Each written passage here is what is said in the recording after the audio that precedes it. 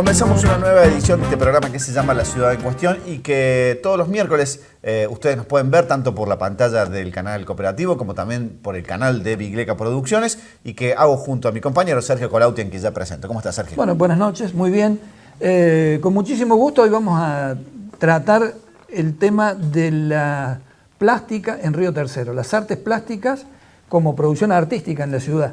Y no es un rubro ni una disciplina menor, todo lo contrario, en Río Tercero la plástica ha tenido un brillo y una evolución muy interesante. Nosotros vamos a tratar eso en este programa, viendo el origen, la evolución, algunos referentes importantes de la plástica y, por ejemplo, la importancia que tuvo en esa historia la Escuela de Artes Plásticas.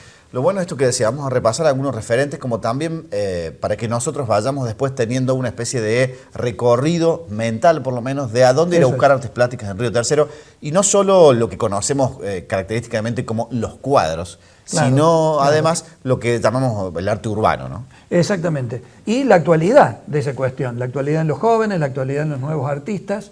Y bueno, lo vamos a reemplazar justamente, lo vamos a ver justamente para entender de qué manera las artes plásticas también hablan de la ciudad en cuestión.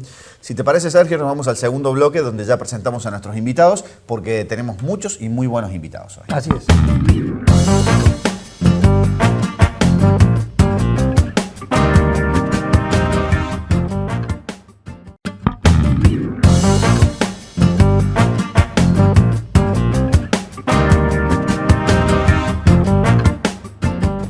Y comenzamos ya este segundo bloque, ya con el tema planteado, alrededor de las artes plásticas en la ciudad de Río Tercero. Y tenemos un programón, invitados de lujo durante todo el programa. Sí, verdaderamente invitados de lujo. Bromeábamos un poco con Alexis, como que tenemos esta noche una especie de Dream Team de las artes plásticas río tercerenses. Y para comenzar a hablar de esto, vamos a conversar con la licenciada Fernanda Juárez, que es docente y que ha hecho muchos trabajos de investigación y de análisis de la plástica local y sobre todo en su historia, su origen y su evolución. Así que vamos a atender ese aspecto puntualmente. Y también a la licenciada Mariela Marzo, a quien agradecemos que nos visite. Ella es directora de la Escuela Lino Eneas de Spilimbergo y grabadora en el ámbito de las artes plásticas locales. A las dos les damos la bienvenida, muchas gracias por esta participación. Esperamos que se sientan cómodas. Y arranquemos por lo más importante, en el sentido de que lo que veíamos, y también agradecemos el trabajo, ¿no?, de Miguel Monasterólogo, que lo tenemos... Miguel Monteverde, que no casualmente lo tenemos arriba de la mesa, alrededor de los 100 años de las artes plásticas en Río Tercero. ¿Por qué creen que las artes plásticas han tenido este desarrollo en una ciudad como Río Tercero? Bueno, arrancamos. Buenas noches, muchas gracias por la invitación. Para pensar, un poquito reflexionar sobre el tema de las artes plásticas. Efectivamente, el libro de Miguel Monteverde da cuenta, digamos, de que Río Tercero tiene un desarrollo de las artes plásticas y una genealogía, es decir, que hay una historia que ha sido contada y relatada, es como que se fue armando ese árbol genealógico de artistas plásticos y lo hace Miguel Monteverde en el 2006. A mí me llamaba mucho la atención, él le pone 100 años de la pintura, sí, en la pintura y la escultura en Río Tercero, y me llamaba mucho la atención que uno, si va hacia atrás, ese 2006 te lleva a 1906, o sea, previo a la fundación de Río Tercero.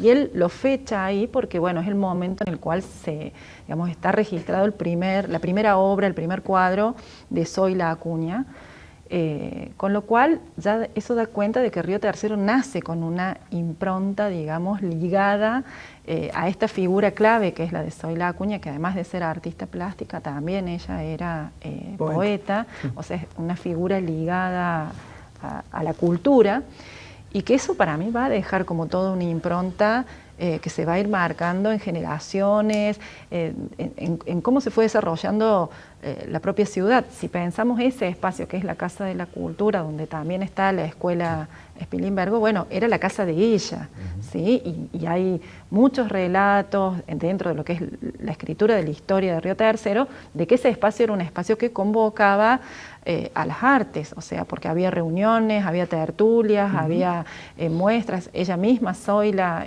con sus obras, ¿no? Muchas de ellas están acá y otras están en Córdoba. O sea que hay ahí, digamos, un nacimiento de la ciudad vinculado a las artes plásticas. Y yo creo que después de eso se pueden ir como siguiendo algunas vetas, ¿no? Como un apunte curioso y muy interesante es que algunas de las pinturas de Zoilita, como lo llamaban, tiene que ver con mujeres leyendo. Ah, sí, sí. O sea que va reuniendo a la literatura y la plástica en un mismo signo, ¿no? Así que, bueno, es un comienzo auspicioso para... Que además no se le permitía a la mujer leer en aquel momento. Claro, no era algo que... claro, menos en público. Claro. Sí. Y también hay un dato, ¿no? Ella fue hija única, ¿no? Sí. Y esa casa, que uno podría pensar que fue hecha para el fundador, en realidad fue hecha para ella. Sí. Y yo creo que ahí hay un mandato civilizatorio, no sé cómo ponerle, ¿no? De fundar una ciudad, porque esa casa que hoy nos parece impresionante, todavía tiene, digamos, en lo que es la geografía urbana, esa casa sobresale al día de hoy. Imaginémonos lo que fue en el momento de su creación, a comienzos del siglo XX, en el medio del monte. Pensemos lo que son nuestras ciudades de alrededor, que cuántas tienen casas así, no hay muchas, ¿no? Y la calidad que tenían los muebles, cómo fue diseñada y pensada esa casa. Miguel Monteverde ahí en el libro lo dice, esa casa ya fue una casa de la cultura antes de serlo, y es muy interesante esa reflexión. Eso es. Y además, mujer. Fernanda, vos habías trabajado, habías estudiado este aspecto, es decir, el rol y la presencia de la mujer en la evolución de la plástica local. Claro, porque hay varios nombres ahí, ¿no? Sí. Que uno repasando se entrelazan, y la participación de las mujeres en esos nombres de artes plásticas es muy importante. Sí, totalmente. En ese libro Miguel reseña aproximadamente 49, 50 artistas, de los cuales ya ahí marca 22 o 23 que son mujeres, o sea, una presencia casi al 50%, si se quiere, que a lo mejor, ahí en el libro cuando uno lo ve y lo va recorriendo, digamos, sobresale eso. Pero tal vez, cuando uno piensa las figuras más conocidas que han tenido trayectoria dentro de la historia de la plástica local, por ahí no, hasta esta muestra, o todo junto así, no se había visto, o por lo menos no se había puesto de relieve que efectivamente los nombres de las mujeres, así como Zoila, el de Berta Vidondo de Serega, que es la fundadora de la escuela Lino Enea Spilimbergo, la hermana de Gandolfo, María Gandolfo. O sea, ahí hay un núcleo de mujeres que están desde los comienzos y que también, eso va a marcar que la presencia femenina va a ser importante. Sí, además con una pincelada que se nota en calidad, no solo en cuestión de nombre. A mí me llama mucho la atención algunos cuadros que hay ahí puestos de María Muchategui, por ejemplo. Tremendo, realmente tremendo. Se nota también eso, ¿no? Creo que tiene que ver también con todo este movimiento que a nivel mundial, de que se le está dando protagonismo y se está buscando que tanto en salones, convocatorias, haya un cierto porcentaje de mujeres, como justamente revalorizando esto, que la mujer siempre estuvo presente en las artes, pero bueno, es como que siempre aparecía el nombre del hombre. Creo que tiene que ver eso, y que bueno, nuestra ciudad tampoco es ajena a todo lo que está pasando a nivel internacional. Bueno. Y ahí cuando hablábamos de la evolución de las plásticas en Río Tercero, un momento importantísimo, crucial si se quiere, es 1966, cuando aparece la escuela Lino Enea Spilimbergo, recién la nombramos. Como directora, ¿qué mirada tenés de la importancia, la relevancia, la influencia que ha tenido la escuela en esa evolución? Bueno, yo creo que si hacemos un repaso, en la provincia de Córdoba tenemos 8 escuelas de artes, y tenemos el privilegio de tener una en nuestra ciudad, y que eso tampoco queda afuera toda la influencia que ha ejercido la escuela, porque Mucha gente nos pasa actualmente de alumnos que viajan porque no tienen escuela cerca o se tienen que mudar. Algunos alumnos se mudan a nuestra ciudad para poder seguir estudiando y bueno, la población de Río Tercero desde el año 66 tiene esa posibilidad. Y todo más allá de la gente que pasa, que es alumna o que fue en algún momento, toda la extensión comunitaria que siempre la escuela hizo en la ciudad. Entonces es una influencia grande, porque más allá de que a lo mejor uno no pasa por la escuela ni como estudiante ni como docente, tiene una vinculación o se dan vinculaciones entre instituciones, entre escuelas primarias, secundarias, y creo que ese siempre también fue un objetivo de la escuela desde su fundación. Porque si uno mira hacia atrás son innumerables las actividades en conjunto que siempre se ha hecho, más allá que a veces no se ve directamente en la calle, sino que quedan a lo mejor en los interiores de los patios de las escuelas, claro. O bueno, actividades diversas, proyectos que se llevan a cabo. Eso justamente que quería preguntarte alrededor de si uno pudiera trazar un mapa mental de Río Tercero. La pregunta sería, ¿dónde están las artes plásticas o dónde buscarlas? Porque también veía en el libro que hay mucha obra privada que está en casa, que está en casa de las personas justamente que son dueñas de la obra, pero supongo que hay muchas que son públicas y que uno puede verlas, ¿no? Visitarlas, incluso en la iglesia. Sí, bueno, eso iba a comentar. En la ciudad sí, se han hecho muchos murales. Lo que pasa es que el mural en la vía pública tiene una vida útil, entonces son 2 o 3 años y ese mural a lo mejor se repinta o viene otra cosa arriba. Entonces se va perdiendo eso que, bueno, en un momentito estuvo presente, no así como una obra que a lo mejor algún particular tenga como colección en su casa, privada.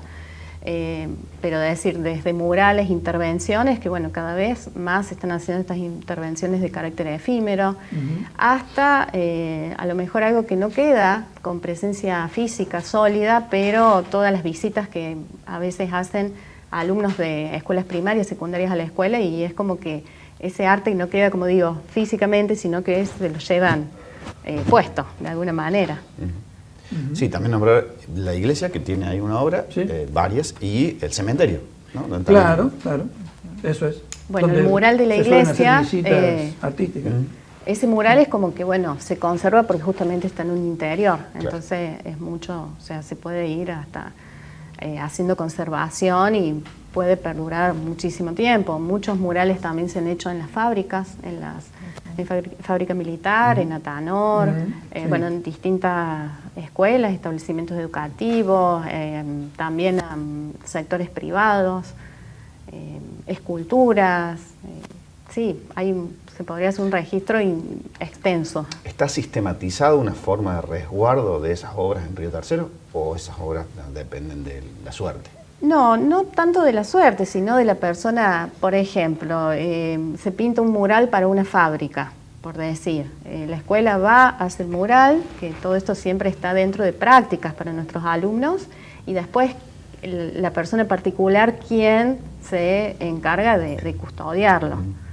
Según el sector que esté, va a durar más o menos, pero después ya es como que la escuela de ahí llega hasta ahí. Algo que les quería consultar a las dos, porque lo han estudiado, porque lo han vivido y porque es la experiencia cotidiana por ahí que tienen, es sobre la actualidad, los jóvenes y las artes plásticas en la ciudad. ¿Cómo ven ese aspecto? ¿Por qué cuestiones los ven a los jóvenes atravesados, ¿no? Por las nuevas culturas, los nuevos formatos digitales, etcétera? ¿Cómo aparece eso entre los jóvenes? Nosotros lo que vemos en la matrícula nos damos cuenta directamente en la escuela, que tenemos una buena matrícula, siempre pensando, o lo que el común de la gente piensa, que las artes es algo que queda viejo o que queda en el tiempo. Y la verdad que no es así, porque bueno, desde decir artes plásticas, artes visuales, ya el concepto mismo se va ampliando y empiezan a entrar todas estas nuevas disciplinas tecnológicas que, por supuesto, que también influyen y van de la mano con el arte. Entonces vemos a alumnos que vienen a lo mejor como con mucha carga tecnológica y alumnos que no, y bueno, y eso convive perfectamente en la actualidad. Fernando, vos habías hablado en una exposición de hace algunos días, habías destacado el escuadrón. Es un sí, grupo de bueno, alumnas de, forma parte acá, de la escuela, sí, claro. sí, son ¿no? grupos ¿Nos colectivos. podrías contar un poco eso? Porque me pareció como una experiencia Sí, hay un innovadora poco y muy interesante.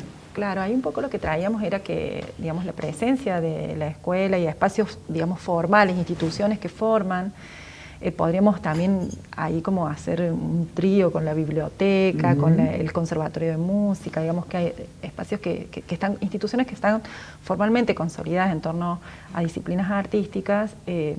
Bueno, lo que dan es como un mundo que digamos, de grupos, formaciones, movimientos, bueno, tendencias, que van de alguna manera enriqueciendo, claro.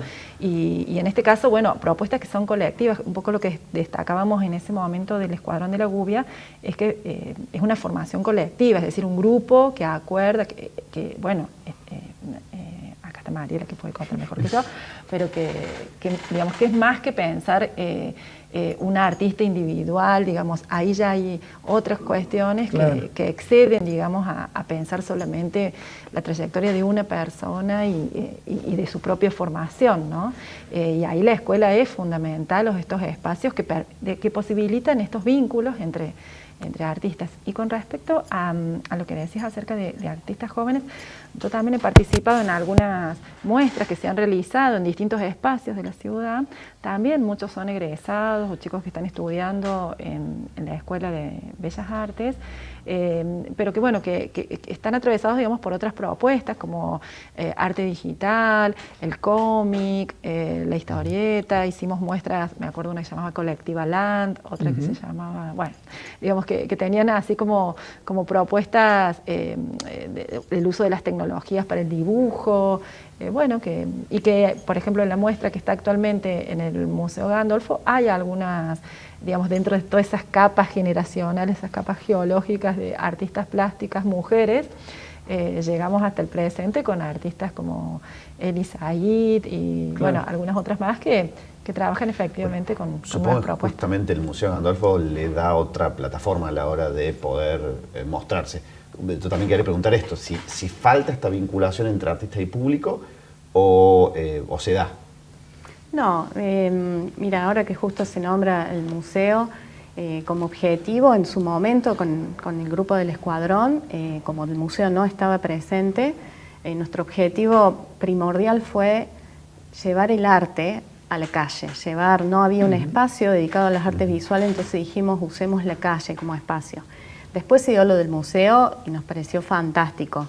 Yo creo que el público está. Me parece que hacen falta estos espacios justamente porque cada vez que se hace una muestra el público responde de excelente manera. Así fue con la Feria del Libro, sí, con la muestra esta de mujeres.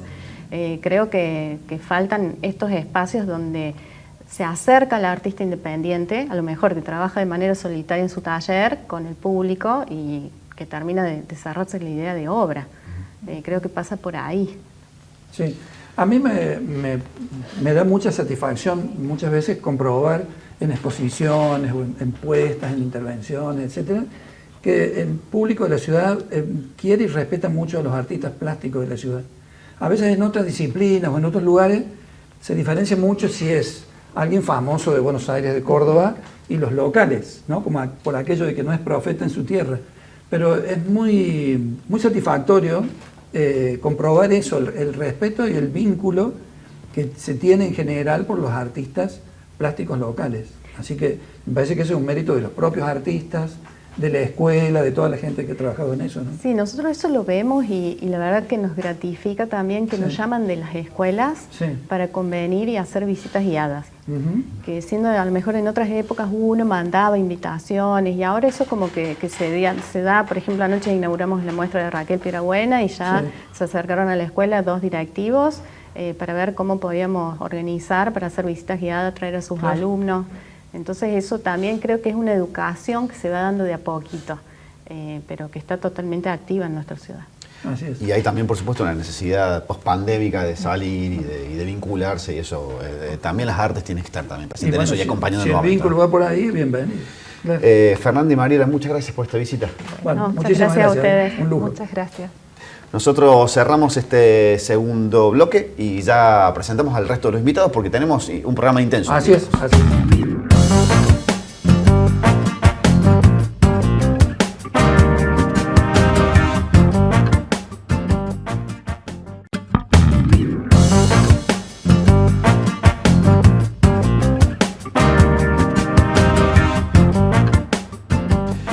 Comenzamos este tercer bloque y como decíamos con invitados muy especiales. Ahora vamos a centralizar el análisis del arte plástico sobre figuras y artistas que cambian nuestra manera de ver la ciudad, ¿no es cierto? Así es, porque son artistas a los que podemos vincular con el arte urbano o público.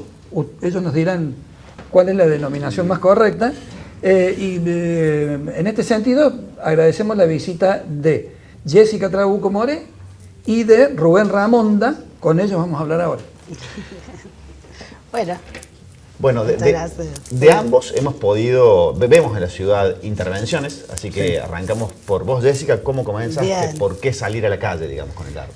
Bueno, bien. Hace un par de años yo sentía la necesidad de que, bueno, no iba más el trabajo en el taller solitario, sino que era la necesidad de trabajar con la gente en la calle.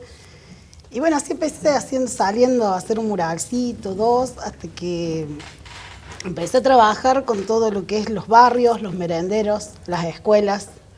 Entonces mi método de trabajo es ir, por ejemplo, a un barrio y donde voy trabajo todo netamente con la gente. Yo siempre digo que soy como el puente entre la pared y la gente. Bien. Soy el nexo. Creo que también es importante, bueno, el tema de las escuelas, por ejemplo, ¿qué me pasa? Los artistas siempre queremos que la gente vea nuestra obra, pero hay que educar a consumir arte. Ajá. Yo soy de... Hay un cambio de mirada ahí de esto que estás planteando, Sí. al respecto de que ya no parece, el centro ya no es el artista y su No. obra, sino lo que el artista puede hacer como puente para que eso termine una obra. El arte es expresión y si puede ayudar a alguien a expresarse es genial. Entonces creo que todos pueden hacer arte de alguna manera. Entonces, bueno, busco siempre eso, que la gente exprese mediante el arte. Bueno, eso, es trabajar, sí. No, y preguntar también qué te encontraste en ese camino alrededor del arte en la ciudad de Río Tercero, que además Río Tercero alrededor del arte y la cultura siempre ha estado muy centralizado. Entonces, supongo que recorrer los barrios alrededor de la búsqueda no de talentos tampoco, no es exactamente la palabra, sino la búsqueda de expresión, te habrás encontrado con cosas. Millones de cosas y historias, sí. Claro. Millones de historias y cosas. Bueno, hace poco estuvimos con Guille filmando los murales, que llevo 43 murales en la ciudad, tanto en instituciones, dentro de instituciones como en la vía pública. Bueno, millones de anécdotas. Por ejemplo, tengo uno en el conservatorio que le contaba a Guille, es como para mí el más fuerte. He trabajado con mujeres víctimas de violencia de género. Y cómo ver gente que nunca puso una pincelada en una pared, lo que le provoca hacerlo, y la comunión con las otras mujeres que trabajaban ahí. Y digo, qué loco, si logro eso, Claro, es exacto. maravilloso, que ellas Sí. puedan sacar todo un dolor y una cosa por medio de una pincelada. Y además transformaste algo que parece un trabajo individual a lo colectivo. Sí, a lo colectivo, siempre, sí. ¿Y qué pasa con los pibes, los niños en los barrios, alrededor del arte, la cultura, la expresión? Es genial, es genial. Ellos expresan todo lo que es el barrio, la identidad, ellos. Yo, previo a cada mural, trabajo, voy 2 o 3 veces a dibujar con ellos, qué sienten ellos, qué quieren poner en esa pared, qué les dice esa pared, qué importancia tiene esa pared para ellos en el barrio, o donde sea que lo hagamos. Y en base a eso, junto todos esos dibujos y armamos y se hacen 1, 2 o 3 jornadas sobre la pared. Bueno, donde suceden muchas cosas, pues no es solamente yo la gente, sino que ya la gente del barrio se acerca, trae comida, se arman guitarreadas, mucha gente. Claro. Y eso es fantástico. Es decir, un vínculo absolutamente Sí. distinto al del espectador con el museo. Sí. Claro, claro. O Y el su- artista, dijo, o el mismo artista solo en el estudio. Exacto. Claro. Claro, claro. Y después me pasa que mucha gente va a muestras o va a cosas, ¿entendés? Los pibes, Claro. los encuentro, o en la Casa de la Cultura, o serio, artista, acá vinimos. Claro, claro. Y es Porque muy también lindo. dijiste algo importante alrededor de la educación, y esta es pregunta para los dos Sí. por ahí, si para disfrutar de las artes plásticas supongo que hay que tener alguna data, no digo conocimiento, no digo ir a la Universidad de Artes Plásticas, no digo alguna data para poder disfrutarlo o no, o eso es un prejuicio. Para mí no. Es la obra, te llega o no te llega. Claro. Para mí no es necesario saber para poder disfrutarla. No hay intermediarios No, técnicos, no, digamos. no. Bien. Sí, pero al mismo tiempo yo creo que la misma realidad te lleva a comprobar de que no es tan fácil. Ajá. El ingreso, o por los prejuicios, o por las mismas barreras, o por la falta de ejercicio, porque es como un deporte también, ¿no? Es como el que entra, qué sé yo, al que le gusta una ropa de deporte, entra a una casa de deporte y ya va fijo más o Claro. menos y se atrae por cierta, será la marketing, lo que sea, entonces ya tiene su gusto hecho. Sí, sí. El que no consume arte, y no digo arte porque, pero bueno, el que no consume, el que no practica, el que no vive, porque no es visual, o sea, ay, me gusta o no me gusta, bárbaro, yo creo que es bárbaro, me parece el punto número 1, chao. Pero no sabe lo que le gusta, al no tener un ejercicio que, aparte, suponete en mi caso, trabajo de Jessica o los artistas que ponen la obra pública urbana, es la única, digamos, una de las pocas cosas que le quedan como referencia, ¿no? Así, mira, pasé, vi esto acá y allá, y me gustó, no me gustó, vi color. Nadie analiza más allá de eso, en general, ojalá que sí, espero que sí, no sé. Pero el arte, el consumir el arte, y viste, para eso existen las escuelas, para eso existe, no necesariamente digo que te formen, pero es un ejercicio mental, hay una abstracción en la cabeza que te lleva a considerar eso que te atrae, que lo conformas y vos mismo, para vos es un lenguaje ya, viste. Yo por eso trato, por lo general las obras mías trato de simplificarlo lo más fácil imposible. Muñequito que corre, uno de estos otros. Claro, eso te iba a decir, porque a vos, digamos, te hemos conocido, o por lo menos en la ciudad podemos ver por lo menos 2 intervenciones que tienen que ver con las alegorías a deportistas, Sí. y la otra muy importante, y quería que cuentes esa experiencia, es alrededor del viejo cine Casino, vinculado a el atentado en la ciudad de Río Tercero. Sí, las dos tienen una cierta correlación en cuanto a lo narrativo. Yo parto por lo general desde ese ángulo, qué quiero contar, a dónde, porque me parece que es más fácil comunicarse cuando ya hay un guión de por medio, tanto por el lado del deporte, que era de donde yo venía, con una especie de intención artística, conceptual, más que el resultado es que el deporte, que el arte se le meta al deporte. Porque el deporte se ha metido por todos lados, de la ropa, de esto, lo otro, entonces bueno, pero el arte no se mete en el deporte mucho. Bien. Entonces fue como yo salgo a buscar esos espacios vacíos que hay entre la comunicación, me parece a mí, a veces entre esto que voy a decir, la gente y el arte. La gente puede conocer las camisetas de cualquier sea, pero vos la pones en un cuadro, y bueno, si la pones en un cuadro, capaz que miren más el cuadro. Son anzuelos así, qué sé yo, de un trabajo, de un ejercicio. Si uno viene con una cultura pop y todo lo demás, que ya está acostumbrado a verlo, decir, bueno, mira, qué sé yo, no sé, un caramelo, lo que sea, inmediatamente te transporta a eso. Desde el punto de vista de las alegorías, como estamos atados, la ciudad está atada a una realidad, que somos Capital Nacional Deportista, me parecía como más fácil y simple ir generalizándolos así como por deporte o por atletas y eso sin contar más que la historia, o sea, simplemente vos lo ves y dices, bueno, es tal y lo asocias. Y yo entiendo que eso trae un jueguito al arte. Pero después la pintura es una cosa mucho más profunda, es muy difícil que a la gente le guste la pintura, a la gente le gusta un cuadro. Porque le guste la pintura es otra cosa. Claro, claro. Dijiste 2 palabras importantes ahí, comunicación y narrativa, y yo quería, digamos, irme a la intervención en el viejo cine Casino, porque ahí parece cerrar todo alrededor de la comunicación narrativa. Digo, es un viejo cine que se destruyó a partir del atentado, y hay una intervención a partir de eso que tiene cierta narrativa, cierto correlato. Sí, inclusive es casi cinematográfica, al menos yo cuando me la quería imaginando sobre un principio y un después, digamos, los momentos de esto, cómo la fui editando casi a la pared. ¿Cómo surgió eso? ¿Por qué? ¿Cuáles fueron las primeras ideas? Yo, bueno, porque sí, decidí hacerlo. Yo quería hacer una obra más importante para la ciudad, en realidad, sobre el atentado. Por los 25 años, qué sé yo. Como no estuve acá, no tenía la emoción o el recuerdo, todo esto que vive en la sociedad. La ciudad de Río Tercero sufrió mucho y te das cuenta cómo eso se ha expandido, al menos de los padres nuevos, viste, así más o menos. Hay una época que hay un corte aparentemente que la gente se está olvidando.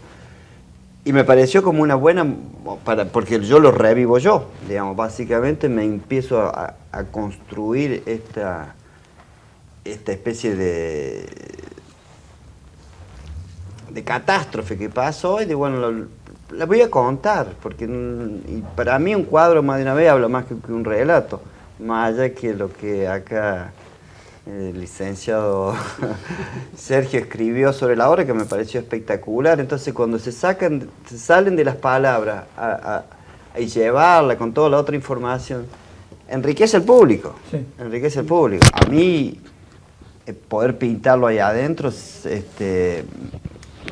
iba conformando, yo lo tenía muy claro con las bombas en el piso, contar que esto iba a ser, fuimos víctimas de una trampa, básicamente, ¿no? Una trampa.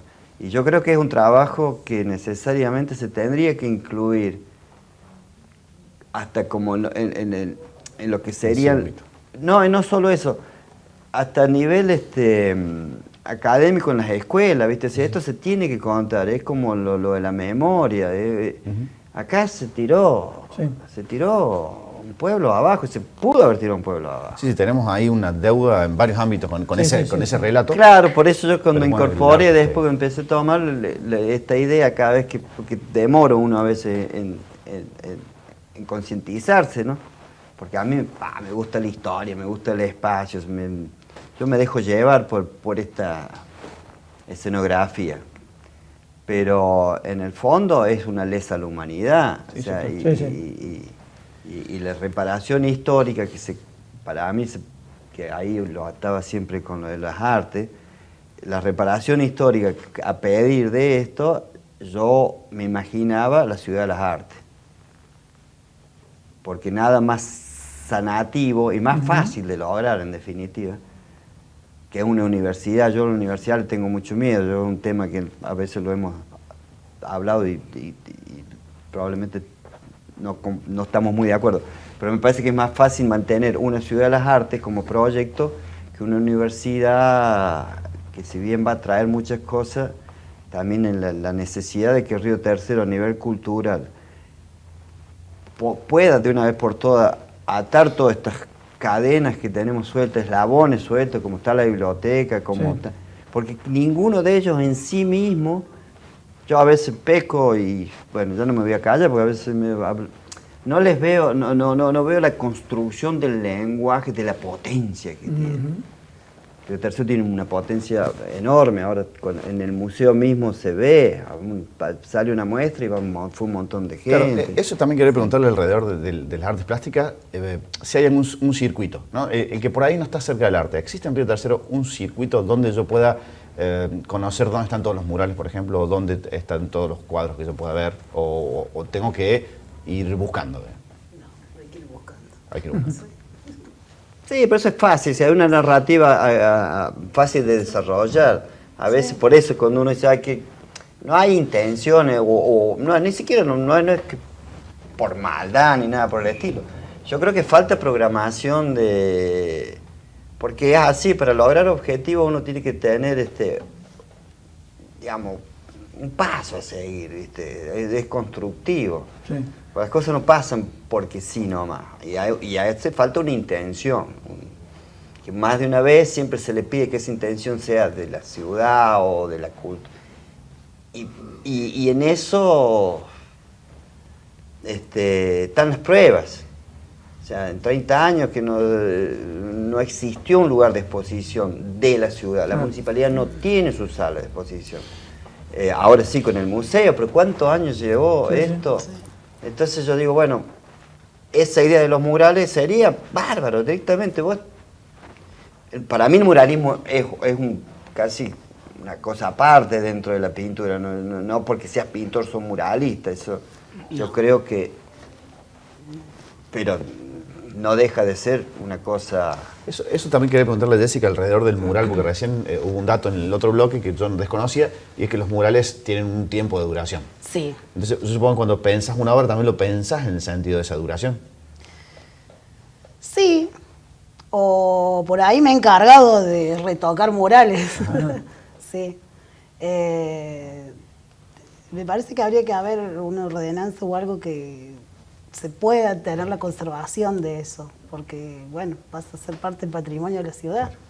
Entonces Claro, habría que... digo, la conservación requiere como sí, otro trabajo. Sí. Quien lo restaure, sí, gente, la pared misma. Y Las hablamos- mismas, sufriendo las mismas de alegorías, por sí, ejemplo, sí. que sufren Claro, con el tiempo, claro. o sea que no es fácil el No, arte no. público si no está incorporado con un presupuesto, básicamente, de mantenimiento.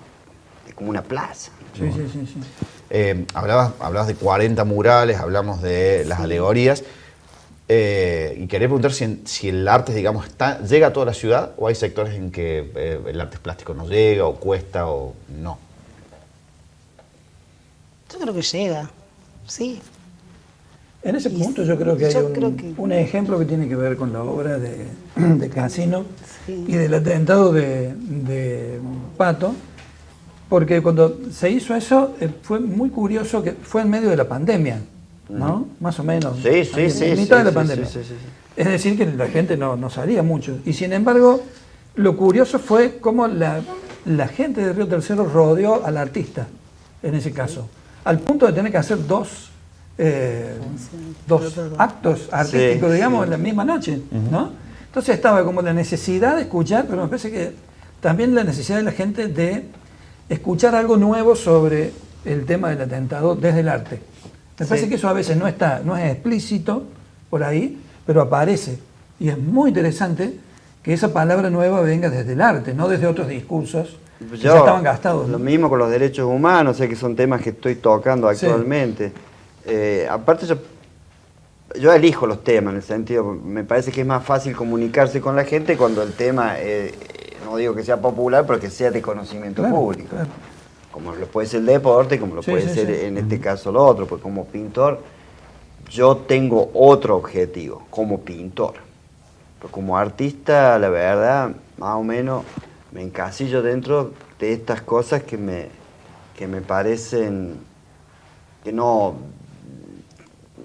hay una necesidad, punto.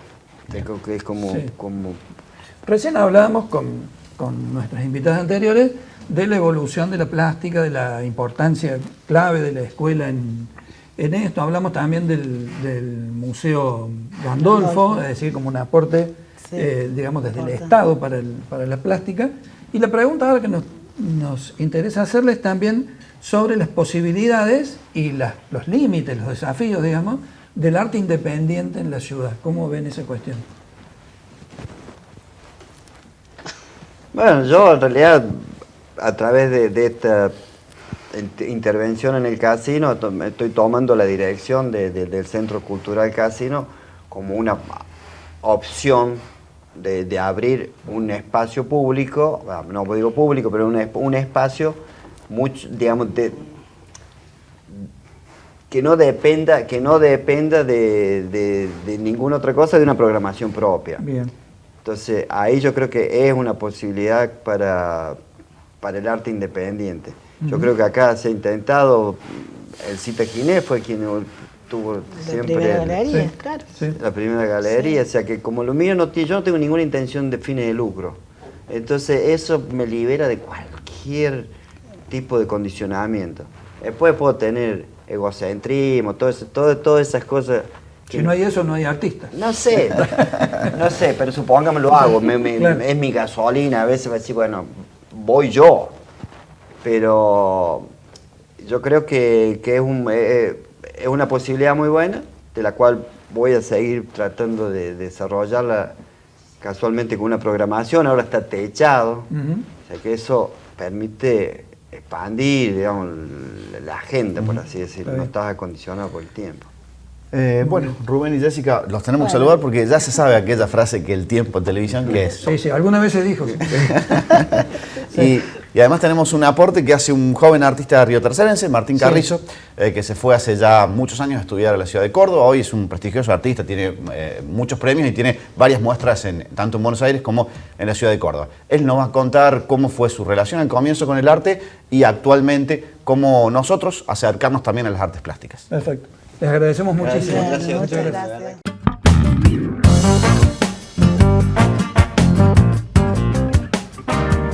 Bueno, en principio mi decisión o qué factores influyeron en optar por ser artista visual, evidentemente todas estas preguntas son más complejas o hay muchos elementos que terminan construyendo algunas decisiones, pero bueno, haré la mayor síntesis posible y también como por ahí destacar sobre todo cuando uno elige contar por qué decidió ser artista, destacar que en eso hay un recorte que uno produce en nombrar los antecedentes, y esto me parece muy importante, que tiene que ver con construir una narrativa, porque evidentemente uno no puede acceder a todos los factores que terminan determinando esas cosas, entonces hay una clara decisión de construir una narrativa que en general tiene que ver con un posicionamiento político, ¿no?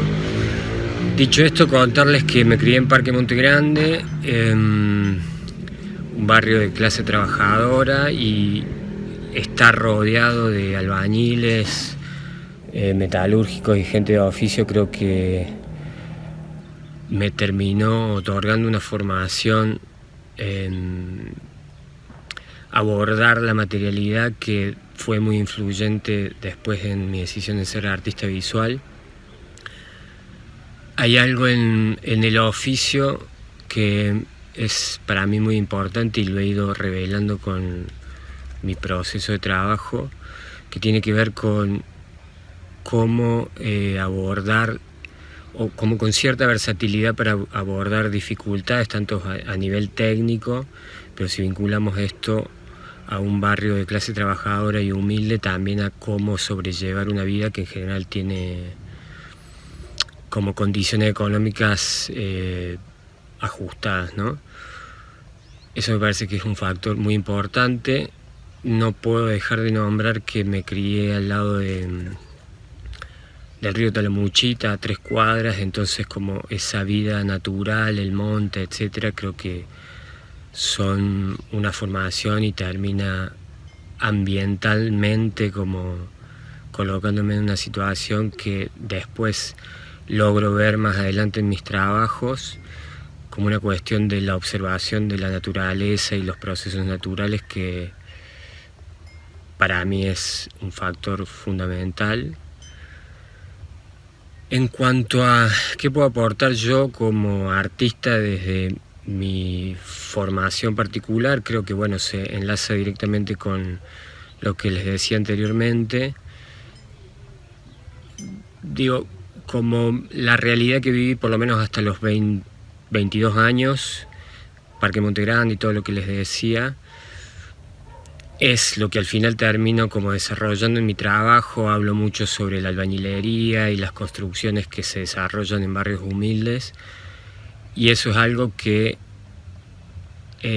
hasta que yo hice mis trabajos no estaba muy presente en el campo de las artes visuales, o sí de alguna manera, y en general esos relatos como medio fuera del centro o periféricos, digamos, no es simple encontrarlos, aunque si uno hace una revisión, el arte en general se nutre de lo periférico y de lo que está por fuera de los centros, y si eso no existiera dejaría de existir el arte, entonces siempre está, pero de la misma manera siempre aparecen nuevos artistas que plantean esos paisajes o mundos, ¿no?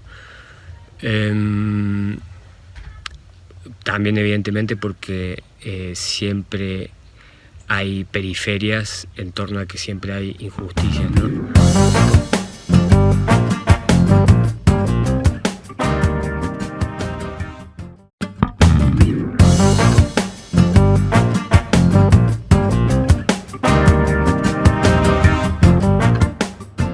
Comenzamos ya este último bloque también con una invitada de lujo. En este caso nos vamos a dar el lujo de darle la bienvenida a Raquel Piedrabuena, artista de la ciudad de Río Tercero. ¿Cómo estás, Raquel? Buenas noches.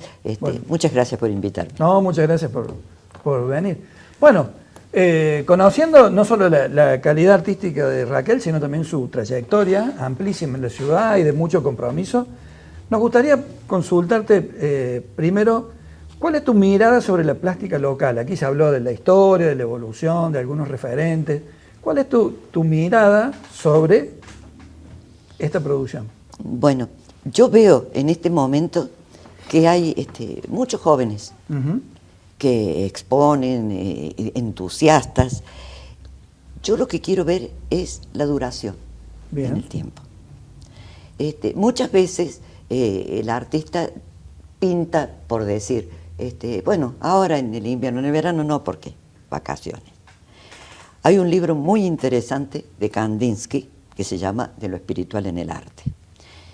Y dice que el artista nació con un talento, pero ese talento no es gratis, él tiene que devolverlo. Muy bien. Razón por la cual la vida del artista es sacrificada. Y por eso el tiempo es el que nos va a decir si todo, ojalá que sí, que toda esta generación nueva siga en el tiempo. Da la impresión que viene muy entusiasta. Bien. Y en cuanto a los anteriores, por decir, a mí me gustaría que hubiera una política cultural. Estamos hablando no de esta gestión, sino de gestión total, ¿no? En donde, por ejemplo, no solo intramuro, sino extramuro. Claro, yo, por ejemplo, al principio, la pasión por producir me sigue intacta desde que arranqué. Pero lo que aflojé es en el llevarlo afuera. Bien. Entonces me quedo en Río Tercero. Pero lo que estás diciendo es que no solo para que la cultura continúe en la ciudad de Río Tercero, las artes plásticas puedan verse, sino también para que Río Tercero se muestre a partir de las... Claro, entonces de autoridad a autoridad, de funcionario a funcionario es más fácil. Entonces dicen, bueno, hoy llevamos a este artista para allá. ¿Y que no parece tan complicado? A mí me parece que no. Entonces, haciendo intercambios, ponele artístico. Entonces, porque es muy pesada la tarea cuando tenemos que nosotros salir a los lugares. Por ejemplo, yo he ido a Villa María, Carlos Paz, Altagracia, Río Cuarto, todo. Tenés que ir a la mañana a colgar las obras y después la inauguración es a la tarde. Unos años antes lo hacía con gusto. Hoy no tengo ganas. Claro. Pero entonces falta ese engranaje, el engranaje ese y por lo visto queda en Río Tercero la obra. Y de ahí nos salva lo que son las redes sociales, lo único. Pero uno se sentiría más respaldada si las autoridades te digan, bueno, vos producís, yo me encargo del derrotero de la obra, de la producción. Claro. Esa es la idea que tengo. Hemos tocado en el bloque anterior y se ha hablado también en el primer bloque alrededor de este lazo entre lo educativo y las artes para poder disfrutarlas. Y es una larga discusión alrededor de todas las artes, pero digo, ¿vos crees que hay que tener conocimiento para disfrutar las artes plásticas? ¿O también está lo otro de, bueno, nada, como te impacte la obra, te impacta? Hay que dejarse llevar, hay que dejarse llevar. Muchas veces la gente, ponerle un ama de casa, no se anima a entrar a una exposición, porque ¿cómo va a entrar a una exposición? Y yo les digo, sí, entren, si nadie les va a decir nada, y a lo mejor yo le pongo un título a mi obra, y la otra persona, que hasta me gustaría que fueran sin título las obras. Entonces, cosa que el espectador lo mire y diga, yo veo tal cosa. Eso es muy interesante para lograrlo con la gente. A mí me parece que no hace falta. Lo aprovechás técnicamente o digamos, en el dibujo o en la temática elegida, el que tiene un conocimiento de arte. Pero lo que es la concepción del arte, el disfrute la puede cualquiera. Raquel, una cuestión muy loable en tu trabajo que tiene que ver con la producción en la ciudad de la plástica es, junto a un grupo de gente, el rescate y el cuidado de la obra de Enrique Gandolfo y el reclamo por un museo que, bueno, en estos años apareció.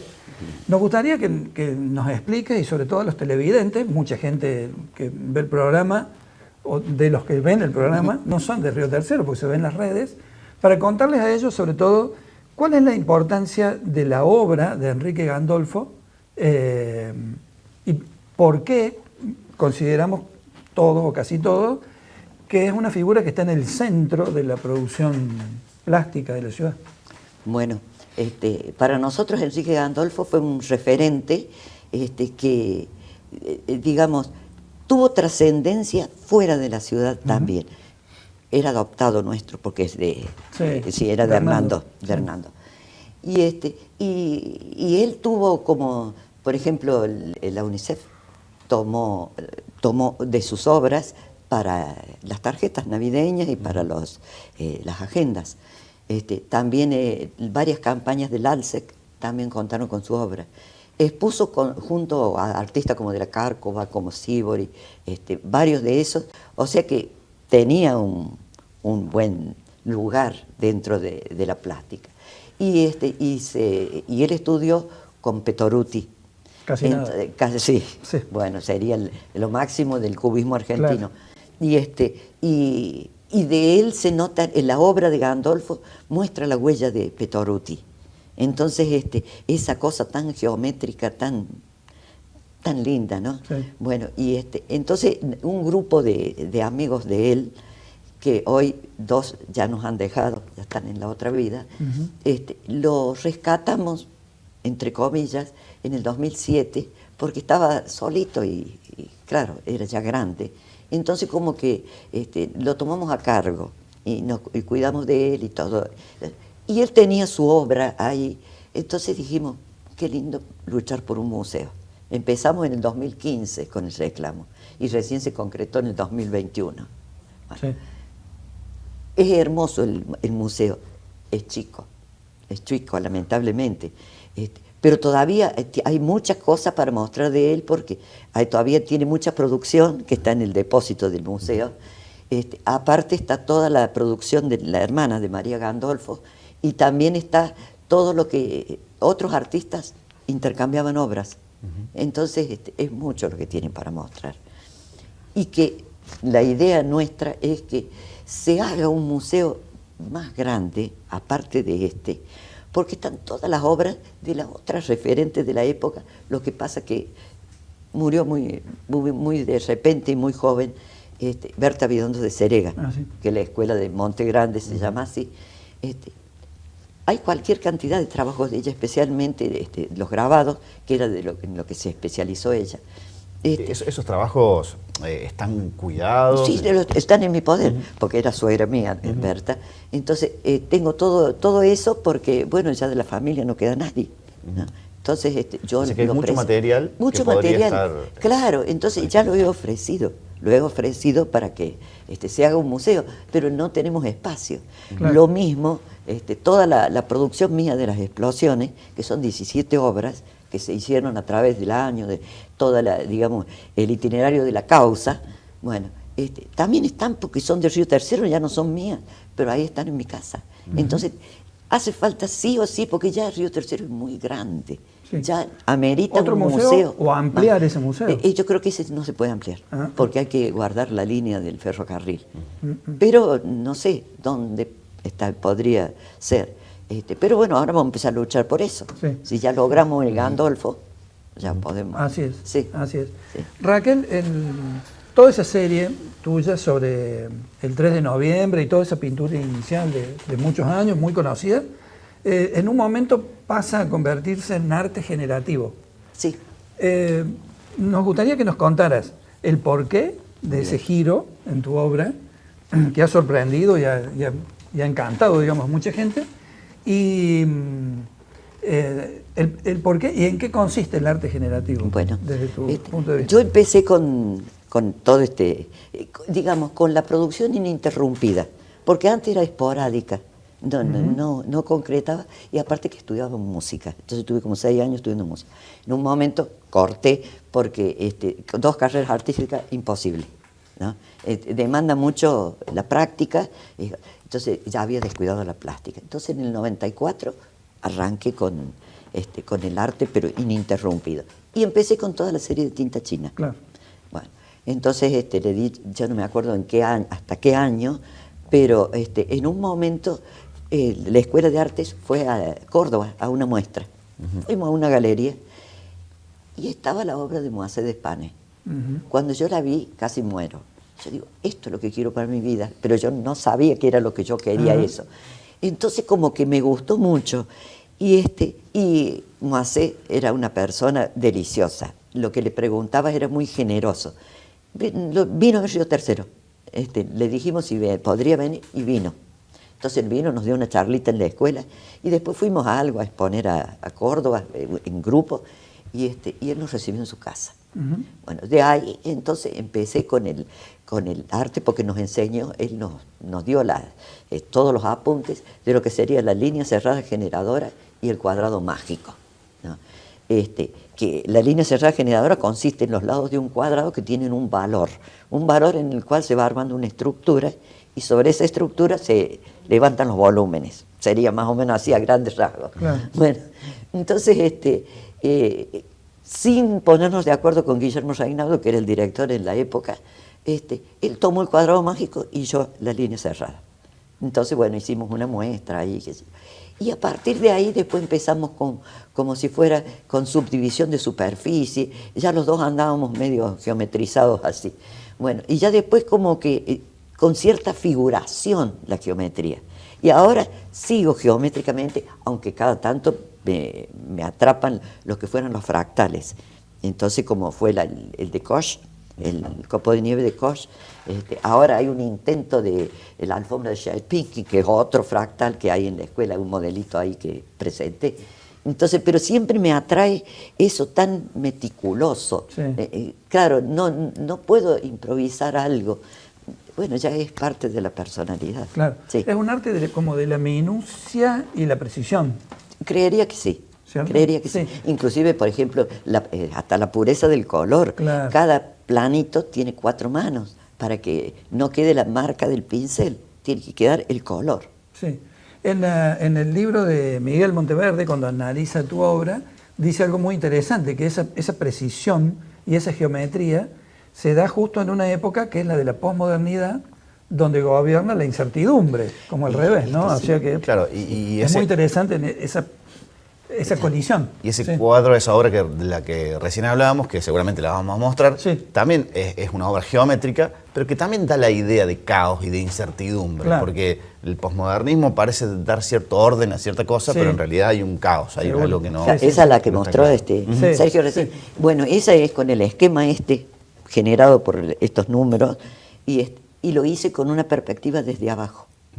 Entonces, por eso los volúmenes emergentes. Muy bien, muy bueno. Bueno. Se nos ha terminado el programa. Se nos ha terminado. Raquel, agradecemos mucho esta visita. No, por favor. Esperemos que no sea la última. No, cuando gusten. Y nosotros nos despedimos, hemos tenido un programa intenso y creo que hemos plasmado gran parte de la historia, hemos conocido muchas cosas. Que traíamos un Dream Team y cumplimos. Y cumplimos. Y hemos conocido sin lugar a dudas muchas cosas y muchas que quedan por conocer alrededor de las artes plásticas en la ciudad de Río Tercero. Así es. Nosotros nos despedimos hasta la próxima edición de esto que se llama La Ciudad en Cuestión.